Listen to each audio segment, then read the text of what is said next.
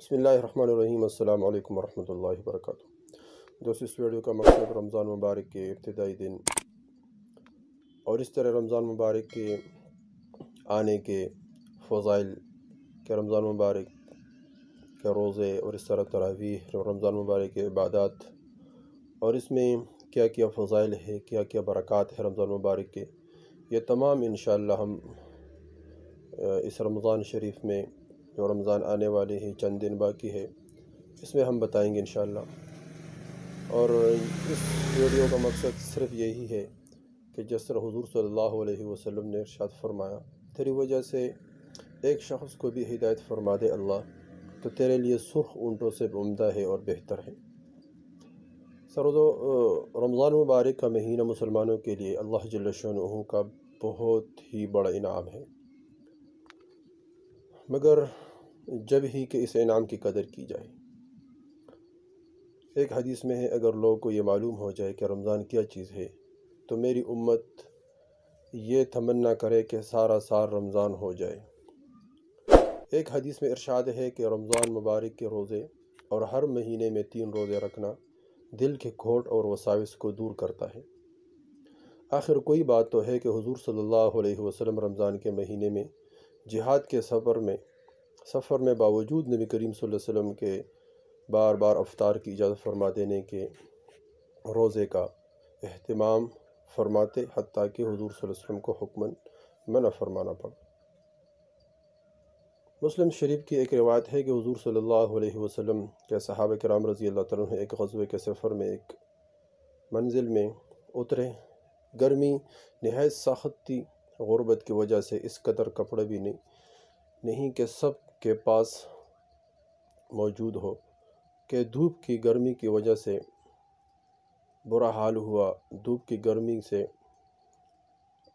سب Nadal ہو گئے۔ بہت سے لوگ اپنے ہاتھ سے آفتاب کی روشنی سے بچتے تھے۔ اس حالت میں بہت سے روزے دار تھے جن سے کڑا ہو سکنے کا تحمل نہ ہو اور گر گئے۔ صحابہ کرام رضی اللہ عنہ کی ایک جماعت گویا کہ ہمیشہ تمام سال روزے رکھنے کے اہتمام فرماتے تھے۔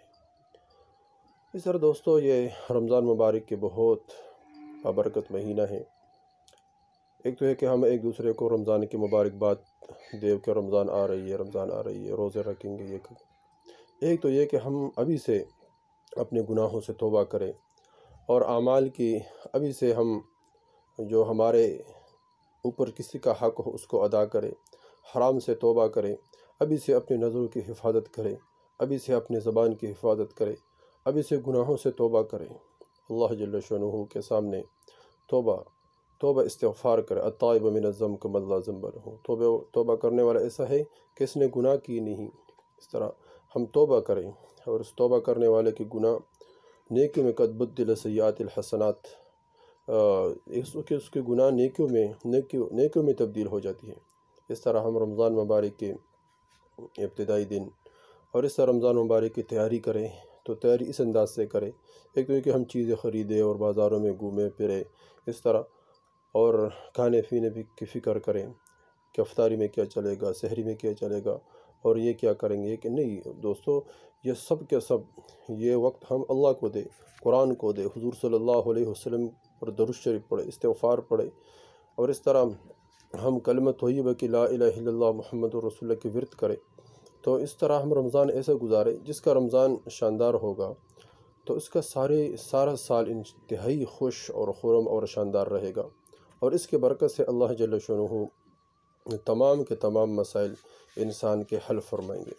تو امید کرتا ہوں کہ اس ویڈیو کو سارے حضرات پڑھیں اور سنیں اور اس طرح اس کو آگے شیئر کریں تاکہ سب کو فائدہ ہو جائے اور سارے کے سارے حضرات رمضان کی تیاری کرنے میں لگ جائے اور اس طرح اپنے گناہوں سے توبہ کریں، استغفار کریں، اللہ جل شانہ کی طرف توجہ کریں اور رمضان کی پوری تیاری کرے تاکہ اس رمضان میں ہماری بخشش ہو جائے۔ اللہ کے رسول نے فرمایا، بہت بد نصیب آدمی ہے، ہلاک ہو جائے وہ شخص جس پر رمضان مبارک کا مہینہ آئے اور پھر بھی اس کی بخشش نہ ہو۔ 10 لاکھ آدمیوں کو ہر رمضان کے ہر رات میں بخشش ہوتی ہے۔ اس طرح ہم اس سے فائدہ اٹھائے اللہ جل شانہ کرے کہ اس رمضان میں ہم سب کی بخشش ہو، اور اس رمضان میں ہم سب کو اللہ جل شانہ کے ہاں توبہ اور استغفار کرنے کی توفیق عطا فرمائے۔ آمین والسلام۔